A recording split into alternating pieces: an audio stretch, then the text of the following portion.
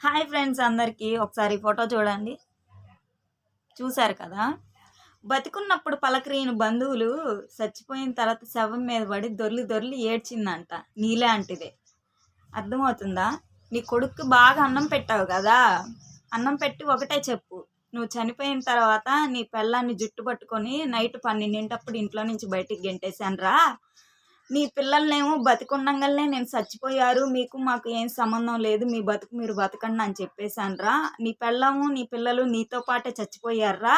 నువ్వు మాత్రం నాకు ఆత్మలాగా వచ్చేసి బరీతిగా అన్నం తినెళ్ళమ్మా, నేను మంచి పని చేశాను, నీ పెళ్ళాన్ని నీ పిల్లల్ని ఇంట్లో నుంచి వెళ్ళగొట్టాను, సంవత్సరం నుంచి వాళ్ళు బతికారో సచ్చారో మాకు సంబంధం లేదు, మేము పట్టించుకోవట్లేదు, కానీ నువ్వు మాత్రం ఆత్మలాగా వచ్చేసి ఫుల్గా అన్నం తినెళ్ళమ్మా అని ఫోటోలు తీసి మరీ నాకు పెట్టారనమాట.